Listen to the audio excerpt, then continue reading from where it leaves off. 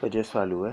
Le message de ce soir s'intitule multiplier. C'est le verbe multiplier simplement conjugué à l'impératif. On va lire.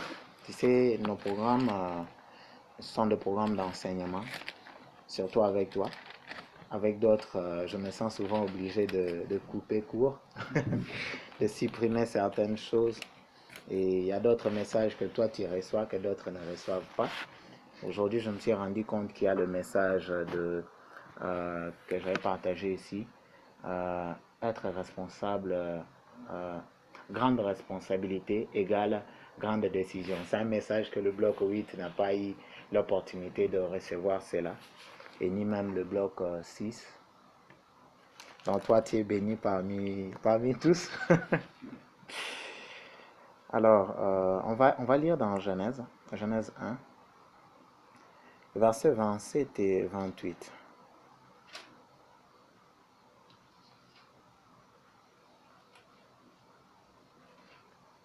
Genèse, le premier chapitre, le verset 27 et le 28e verset, je lis par le nom puissant de Jésus-Christ. Dieu créa l'homme à son image. Il le créa à l'image de Dieu et il l'a créé, l'homme et la femme. Dieu le bénit et Dieu leur dit, soyez féconds, multipliez, remplissez la terre, assujettissez et dominez sur le poisson de la mer, sur les oiseaux du ciel et sur tout animal qui se met sur la terre. Je ne vais pas aller loin. Le verbe qui m'intéresse, c'est le verbe multiplier. Certes, autrefois, on peut prendre le temps de parler de parler profondément de soyez féconds, mais je crois que soyez féconds est attaché à multiplier, remplissez est attaché à multiplier, assujettir, dominer, c'est là qu'il y a un autre aspect. C'est là qu'il y a l'aspect de l'autorité. Mais il y a la multiplication que ce soir nous allons parler. Je crois que nous tous, on a étudié un peu le maths. Multiplier, on le symbolise très souvent avec la croix qui est sous forme d'X. Et on multiplie ce qu'il y a déjà. On ne multiplie pas 0. Pour multiplier, cela signifie qu'il y a quelque chose. Or, si nous aurons parlé de l'addition, on pouvait dire 0 plus quelque chose. Le Seigneur ne les appelle pas additionner. Additionner, c'est comme mettre quelque chose au-dessus de l'autre. Mais multiplier signifie reproduire en grand nombre ce qu'il y a déjà. Amen. Alors, comme je viens de définir, on va lire différentes tranches des Écritures qui parlent aussi de multiplier et le projet, le plan que Dieu a et le pourquoi il veut que nous puissions nous multiplier. Ainsi, ce message va nous ramener vraiment à vivre la multiplication de notre propre personne qui est investie par le Christ. Alors, nous allons lire Exode 1er.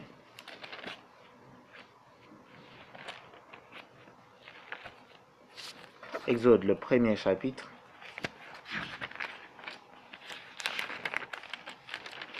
Je vais lire 8 jusqu'au 12e verset. Et si possible, il peut m'être difficile d'aller jusqu'au 20e, mais je vais sauter pour aller lire 20 seulement. Alors, je lis par le nom puissant de Jésus-Christ. Il s'éleva sur l'Égypte un nouveau roi, qui n'avait point connu Joseph. Il dit à son peuple, voilà les enfants d'Israël qui forment un peuple plus nombreux et plus puissant que nous. Allons, montrons-nous habiles à son égard, empêchons qu'il ne s'accroisse. Et qu'il survienne une guerre, il ne se joigne à nos ennemis pour nous combattre et sortir ensuite du pays. Et l'on établit sur lui de chef de corvée, afin de l'accabler de travaux pénibles. C'est ainsi qu'il bâtit les villes de Pithom, de Ramsès, pour servir de magasin à Pharaon. Mais plus on l'accablait, plus il multipliait et s'accroissait. Et l'on prit en aversion les enfants d'Israël. Le projet du roi continuait. Il va donner un projet de tuer, que le sage-femme puisse éteindre le vie des enfants qui vont naître. Mais les sages-femmes ne vont pas agir de la sorte, ainsi je vais directement lire le verset 20. Dieu fit du bien aux sages-femmes, et le peuple multiplia et devint très nombreux. Amen. Je vais continuer à lire, nous allons lire Jérémie 29, le verset 6.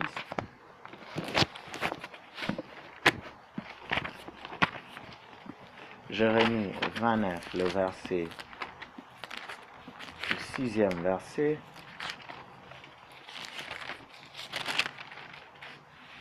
Jérémie 29, le verset 6 nous dit ceci.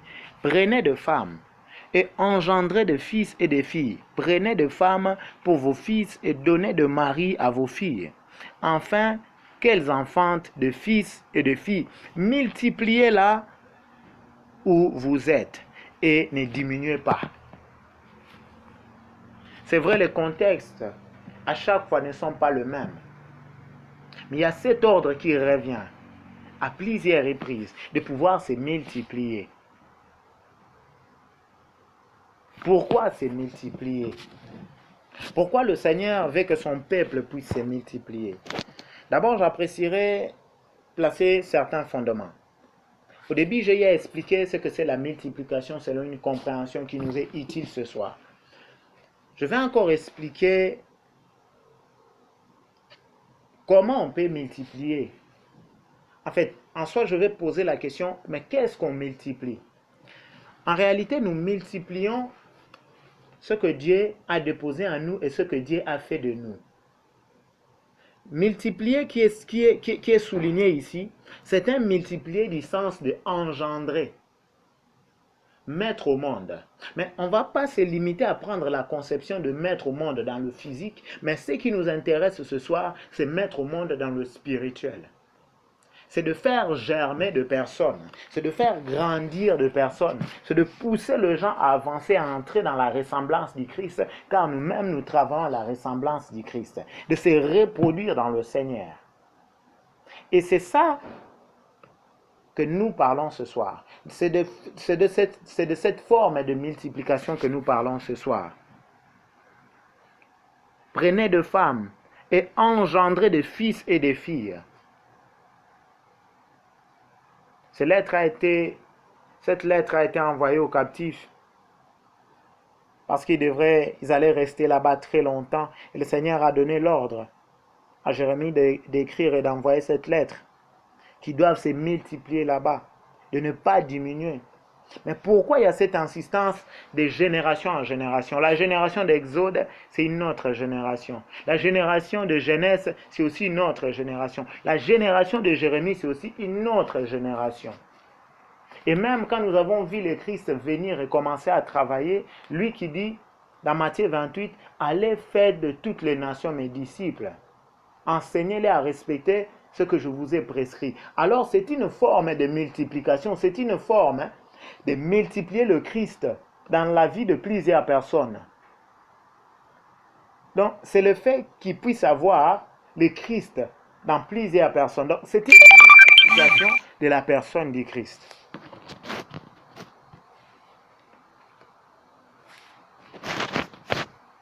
Alors, j'avais vraiment chez moi souligné une portion de la phrase qui dit « Et ne diminuez pas ». Être nombreux, être multiple, donne une position de force. Voilà un peu l'avantage d'être multiple. Être multiple donne une position de force. Ainsi, quand nous avons lu dans Exode 1, 8, 12 et 20, le peuple s'est multiplié. Selon le plan de Dieu, ce peuple devait devenir nombreux. De fils d'Abraham, d'Isaac et de Jacob devraient se multiplier. Nous voyons qu'être nombreux est une force. Être nombreux est un potentiel qui permet d'atteindre certains objectifs, qui permet d'affronter certains défis et de progresser et de pouvoir avancer en groupe. C'est un parcours individuel. Mais le parcours d'ensemble aussi existe. Ainsi, bien qu'étant chrétiens, nous avons des moments de prière individuels et des moments de prière d'ensemble. Parce qu'il y a des objectifs qui ne pourront être atteints que dans l'ensemble et d'autres ne pourront être qu'atteints dans l'individuel. Ainsi, les deux marchent de pair. Mais il y a l'aspect qu'un grand nombre procure la force.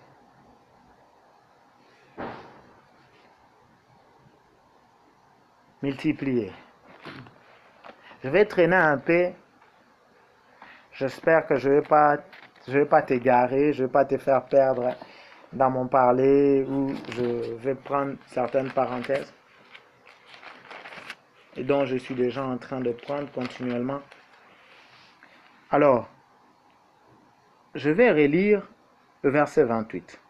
Dieu le bénit et Dieu leur dit, soyez féconds, multipliez, remplissez. Remplir a trait à un étendue, donner. Remplir signifie qu'il y a un territoire. Je ne sais pas, on dit un ou une, ça m'échappe un peu. Un territoire. Remplir signifie qu'il y a un récipient. Donc, si Dieu nous donne l'ordre de nous multiplier, c'est que nous allons remplir. Qu'est-ce que nous allons remplir? Nous allons remplir la nation. Nous allons remplir la terre. Mais pas la terre d'une manière vague, mais nous allons remplir la nation. Nous savons bien que dans nos nations, il y a plein de choses et de personnes qui ne marchent pas selon Dieu. Mais si nous devenons nombreux, nous devenons une force qui les étouffe et qui permette à ce que la gloire de Dieu soit forte et très manifeste.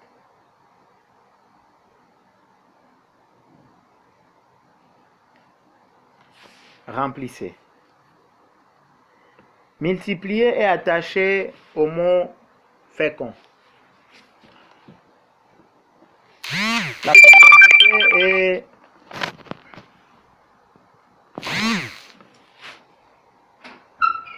est une grâce donnée par Dieu. Être fécond est une bénédiction que Dieu donne. Nous voyons même dans la société des hommes et des femmes, certains qui ne parviennent pas à mettre au monde et d'autres qui mettent au monde. Et donc, quand un enfant naît, il y a de la joie. La fécondité en soi est une bénédiction que Dieu donne. La fécondité est une forme de reproduction de la race humaine, mais pas seulement de la race humaine, mais de toute forme de grâce que Dieu t'a donnée. La reproduction. La fécondation, être fécond, en d'autres termes, je peux dire, c'est le fait de faire progresser le don et le talent que Dieu t'a donné. Être fécond, c'est le fait de multiplier, de rendre dans un éclat plus énorme le don que Dieu t'a donné. La connaissance de la parole, la sagesse que Dieu t'a donnée, donner à cela un éclat énorme. Cela a trait à la fécondité. Où tu es en train de travailler sur ce que Dieu t'a donné. Ça, c'est dans l'aspect de la personne où toi-même, tu es en train de reproduire, où tu es en train de faire croître le don et le talent que Dieu a déposé en toi. Et ce n'est qu'en fonction de cela que tu vas réellement multiplier. Amen. Comme je disais, on ne multiplie pas zéro. On multiplie quelque chose. C'est possible de multiplier moins 1 en mathématiques.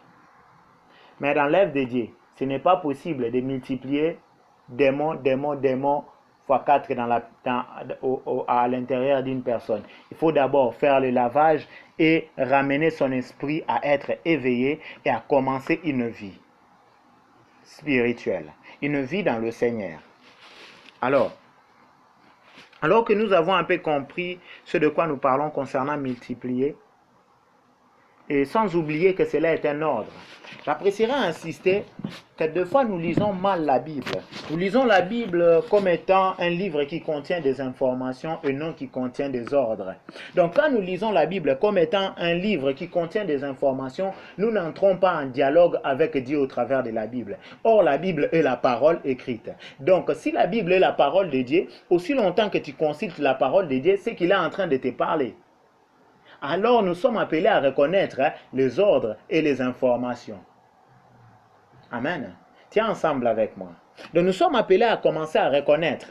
Nous sommes appelés à reconnaître ce qui est un ordre de Dieu et ce qui n'est qu'une information. On peut relater une histoire dans la Bible. Tu vois l'histoire d'Esther, tu comprends qu'elle a pris le jeûne de 3 jours. Ça peut être pour toi une information pendant un temps. Mais un jour, Dieu va utiliser peut-être cette portion des Écritures pour te donner un ordre d'entrer en jeûne de 3 jours. Amen. La Bible le fait pour dialoguer avec Dieu, a donné sa parole afin que nous puissions dialoguer avec lui, afin que nous puissions entrer en contact avec lui, afin que nous puissions comprendre sa pensée. Ainsi, j'insiste que multiplier est un ordre. Je ne sais pas comment c'est écrit dans ta Bible, mais dans ma Bible, c'est écrit avec Z. Et quand je lis dans Jérémie, on précise, ne diminuez pas. C'est aussi un ordre. Et quand nous lisons d'Exode, nous voyons le potentiel que ce peuple avait. Donc quand on est en train de l'accabler, lui il est en train de se multiplier et de croître. Il devenait de plus en plus puissant. Donc la multiplication de dons et de talents que Dieu a déposés en toi et de faire marcher cela, de le faire travailler, de faire fonctionner une certaine fécondité en toi afin que ça porte du fruit est très important. La puissance, elle est manifestée quand ce que tu as est fécond et que ce que tu as produit du fruit. Je ne sais pas si tu me comprends, je ne sais pas si je suis clair. Alors,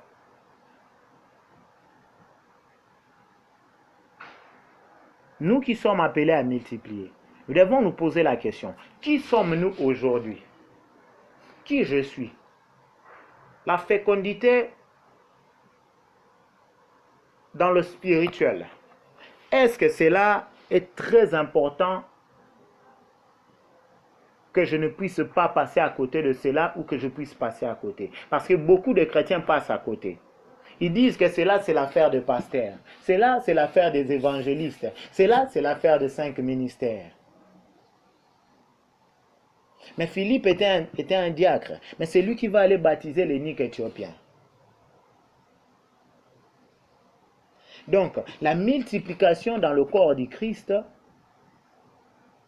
ou le fait d'engendrer de personnes qui sont accrochées dans le Seigneur, est l'exercice de tout le monde. Parce que nous sommes appelés à être des disciples et à former des disciples. Multiplier. Alors, nous devons commencer à nous poser des questions. Qui suis-je dans le Seigneur? Quels sont les fruits que je porte afin de ramener aussi les autres à porter ces fruits-là? Tu sais, un arbre, un manguier qui n'a pas de fruits ne peut pas blâmer un autre arbre, lui disant, ah, toi tu ne portes pas de fruits. L'autre va lui dire, mais toi aussi tu n'as pas de fruits, tu n'as rien à me reprocher. Il faut se poser la question, est-ce que je porte du fruit dans ma marche? Parce qu'on ne multiplie que ce qui est concret. Ce qui est abstrait, on a du mal à les multiplier. Donc, est-ce que tu es en train de palper le fruit de ta vie chrétienne? Est-ce que tu peux donner un témoignage du profond changement de ta personne dont tu peux communiquer cette grâce-là au travers de ton témoignage à une autre personne?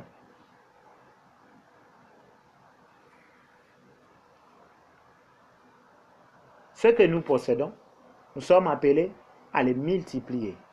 Mais ce soir, je veux aussi m'attarder dans l'aspect où nous sommes appelés à multiplier un peuple choisi, un peuple de Dieu. Ainsi, nous allons lire tous ensemble Exode 19, versets 6 à 8.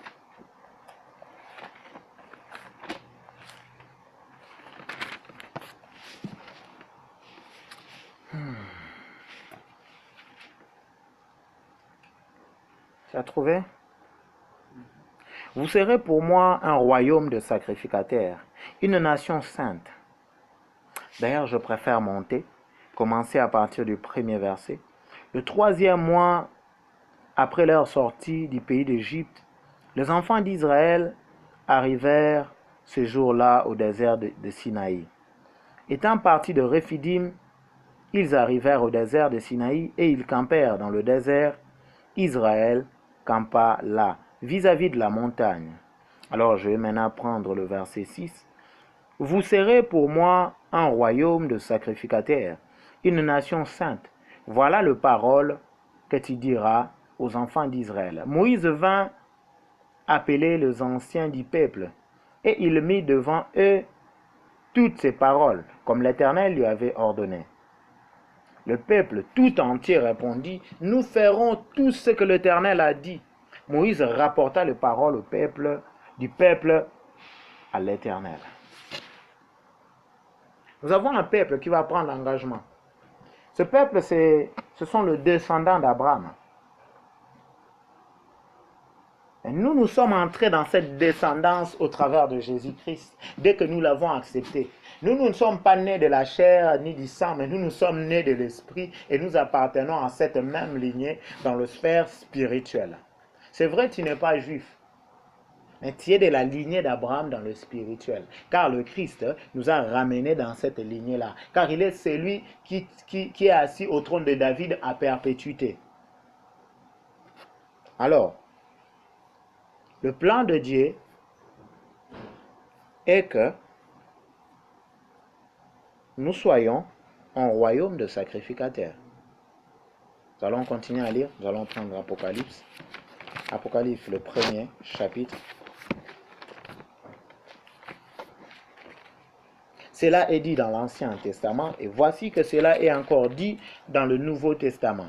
Livre d'Apocalypse, le 1er chapitre, je vais lire du 4e au 6e verset. Jean aux 7 églises et qui sont en Asie, que la grâce et la paix vous soient données de la part de celui qui est, qui était, qui vient, de la part de ces esprits qui sont devant son trône, et de la part de Jésus-Christ, le témoin fidèle, le premier-né de mort et le prince de roi de la terre, à celui qui nous aime, nous a délivrés de nos péchés par son sang, et qui a fait de nous un royaume de sacrificateurs pour Dieu, son Père. À lui soit la gloire et la puissance au siècle de siècles. Amen. Je vais répéter le verset 6. Et qui a fait de nous un royaume de sacrificateurs pour Dieu son Père. Jean n'est pas en train de blaguer. Jean n'est pas en train d'extrapoler. Jean est en train de transmettre la pensée divine et la compréhension profonde qu'il a. Car il a été emporté par l'ange et il a vu de grandes choses. Il est tombé en extase, il a vu de visions. Et cela le fait comprendre que nous sommes un royaume de sacrificateurs. C'est le travail que le Christ est venu. En fait, le plan de Dieu qui était déjà proclamé dans le livre d'Exode, cela est accompli par Jésus-Christ. Donc, quand tu acceptes Jésus-Christ comme Seigneur et Sauveur, et tu t'attelles à faire ce qu'il veut, tu entres dans la position du sacrificateur qu'il faut. Tu entres dans la position. J'apprécierais faire cette parenthèse et dire qui est un sacrificateur. Le sacrificateur, c'est celui qui, dans l'Ancien Testament, est l'intermédiaire entre le peuple et Dieu, et la présence de Dieu, si je pourrais dire ainsi. Le sacrificateur est celui qui intercède pour le peuple. Donc, quand Jean dit de nous, nous sommes un royaume des sacrificateurs, donc Jean dit de nous que nous sommes un royaume des hommes de prière. Alors que le sacrificateur entrait pour prier, il n'entrait pas plus pour prier pour lui, mais il entrait plus pour prier pour le peuple. C'est très important de pouvoir souligner cela. Le Christ s'était amené à devenir un intercesseur comme lui, pour prier pour le peuple, pour des nations, afin que la sélection puisse continuer, la sélection de saints. On va aller lire dans Apocalypse 21. Apocalypse 21.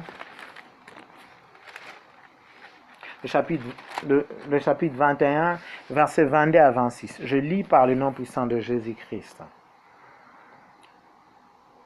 Je n'ai vu point de temple dans la ville, car le Seigneur Dieu Tout-Puissant et son peuple, et son temple plutôt. Je vais répéter. Je n'ai vu point de temple dans la ville, car le Seigneur Dieu Tout-Puissant est son temple, ainsi que l'agneau. La ville n'a besoin ni du soleil, ni de la lune pour l'éclairer, car la gloire de Dieu l'éclaire, et l'agneau est son flambeau. Les nations marcheront à sa lumière, et le roi de la terre y apporteront leur gloire. Ses portes ne se fermeront point le jour, car il n'y aura point de nuit. On y apportera la gloire et l'honneur des nations. Je vais continuer à lire. Je vais prendre le chapitre 22 du premier verset au troisième qui dit ceci. Et il me montra un fleuve d'eau de la vie, limpide comme du cristal, qui sortait du trône de Dieu et de l'agneau. Au milieu de la place de la ville et sur le débord du fleuve, il y avait un arbre de vie, produisant 12 fois de fruits, rendant son fruit chaque mois, dont le feuille servait à la guérison des nations. Amen. Amen, amen, amen.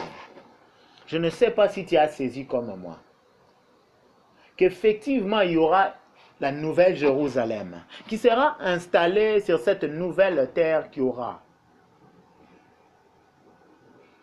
Mais ici on soulève un aspect qu'il y aura des nations qui vont apporter la gloire vers le Christ. Il est bien souligné au verset 27 que ceux qui sont souillés, ceux qui ont livré dans l'abomination le mensonge n'entreront pas dans cela.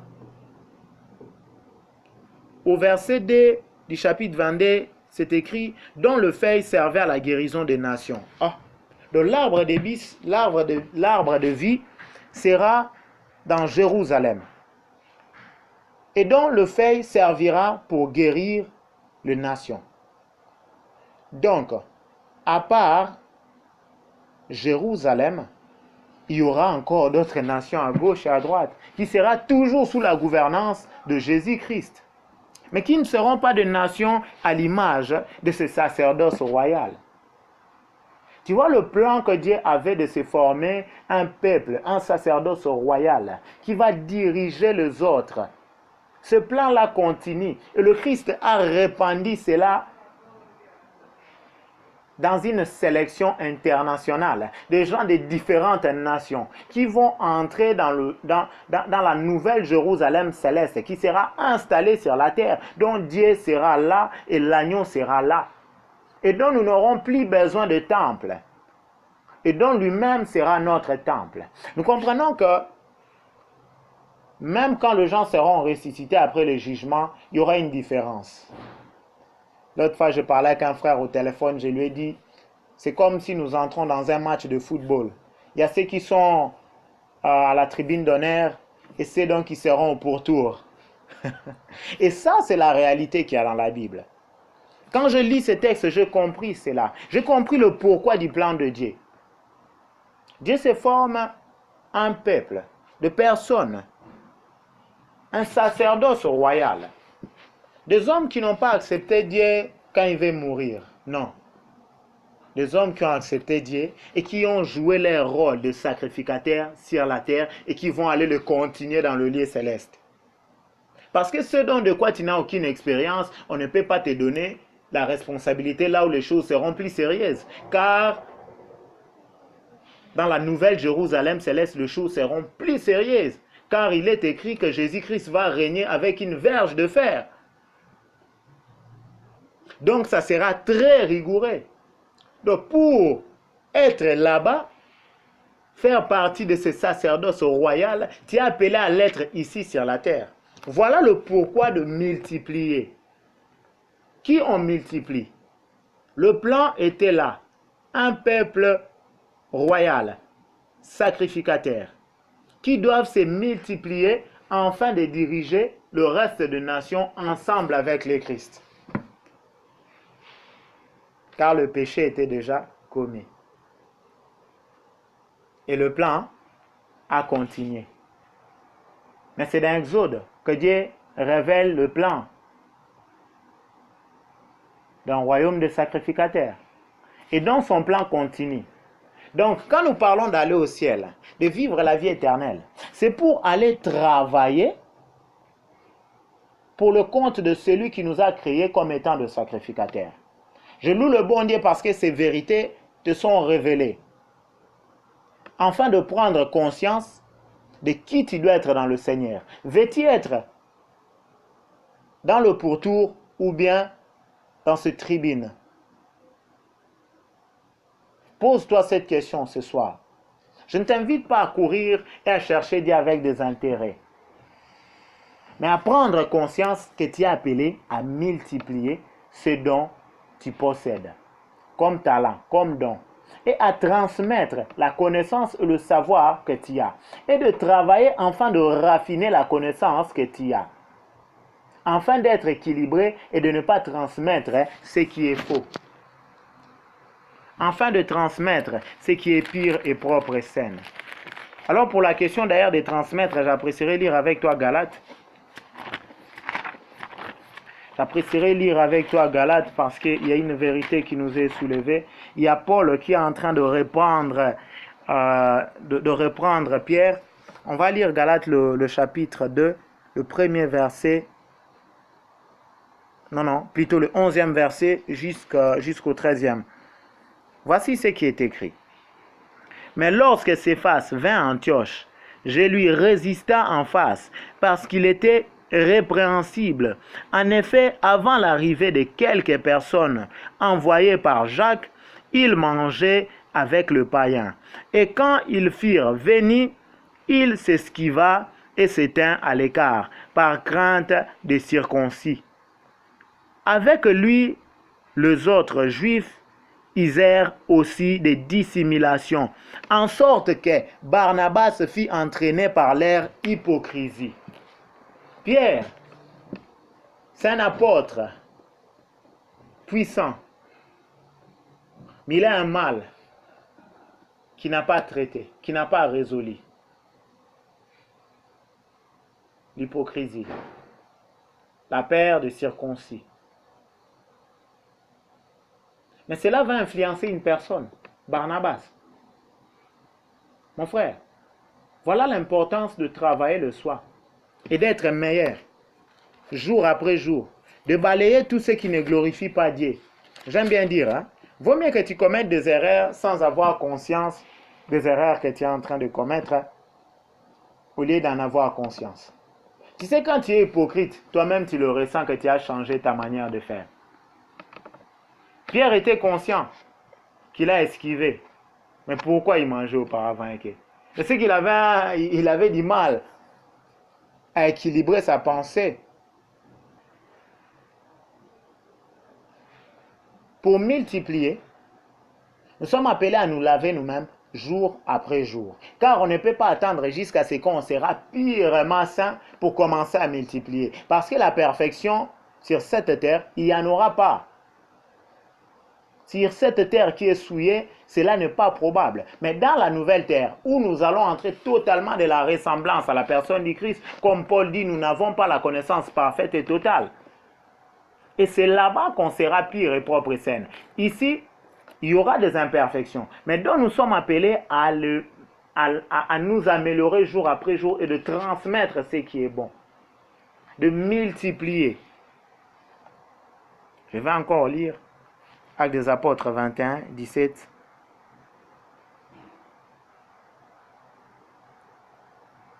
Jusqu'au verset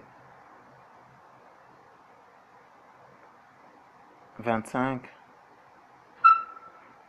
Lorsque nous arrivâmes à Jérusalem,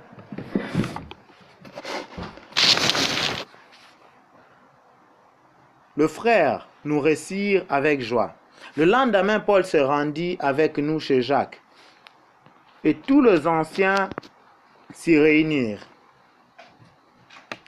Après les avoir salués, il raconta en détail ce que Dieu avait fait au milieu de païens par son ministère. Quand ils l'eurent entendu, ils glorifièrent Dieu. Puis ils lui dirent, « Tu vois, frère, combien de milliers de Juifs ont crié, et tous sont zélés pour la loi. Or, ils ont appris que tu enseignes à tous les Juifs qui sont parmi les païens de renoncer à Moïse, leur disant de ne pas circoncire les enfants et de ne pas se conformer aux coutumes. Que faire donc? Sans aucun doute, la multitude se rassemblera, car on saura que tu es venu. C'est pourquoi fais comme nous allons te dire. Il y a parmi nous 4 hommes qui ont fait un vœu. Prends-les avec toi, purifie-toi avec eux, et pourvois leurs dépenses, afin qu'ils se rasent la tête, et ainsi tous sauront que ce qu'ils ont entendu dire sur ton compte est faux, mais que toi aussi tu te conduis en observant de la loi. Est-ce que cela est une vérité? Mais qui est en train de lui dire ça? Jacques. Jacques, le frère de Jésus-Christ. Je ne le traite pas de menteur, mais je vois qu'il y a une faiblesse dans ce qu'il est en train de transmettre. Il est appelé à transmettre Jésus-Christ, Jésus-Christ crucifié. Jésus-Christ qui ne nous ramène pas à vivre selon les coutumes. Car si c'était le cas, il n'allait pas multiplier le vin dans le fait de Cana avec le vase de purification. Le Christ n'est pas contre la loi, car il nous amène à être au-dessus de la loi, mais le Christ n'a aucun trait avec le coutume. Mais qu'est-ce que Jacques est en train de soulever ici? Jacques parle de coutume, Jacques parle de la loi. Au lieu de se battre à transmettre à ces Juifs qui ont crié que le Christ nous amène au-dessus de la loi, mais il dit qu'ils sont zélés pour la loi. Quel a été le ministère de Jacques? De convertir et à pousser les gens zélés à la loi? Mais qu'est-ce que Jacques va transmettre à Paul? Il transmet à Paul de donner une image qui n'est pas ça. N'est-ce pas que Paul n'a pas obligé le païen à suivre les coutumes judaïques?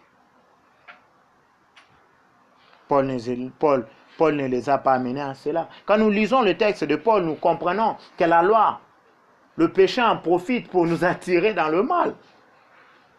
Et que c'est la personne du Christ qui vivifie. Paul n'est pas venu présenter la loi, mais à quoi il est confronté ici? Nous voyons l'importance, si je traînais sur ça et que j'ai pris ces 2 tranches des Écritures, c'est pour comprendre l'importance de s'améliorer dans le Seigneur, de devenir meilleur jour après jour, afin de transmettre la pensée de Dieu et de se multiplier. Car ce que tu es en train de multiplier en soi, ce n'est pas toi, mais c'est Jésus-Christ qui vit en toi, que tu multiplies. Et tu transmets aux autres. Je ne sais pas quel est ton appel. C'est à quoi Dieu t'a appelé. Mais laisse-moi avoir loin et à me dire que Dieu t'a appelé au ministère, à faire de grandes choses. Tu es appelé à multiplier, à produire. Ainsi, tu vois le nombre que nous sommes ici.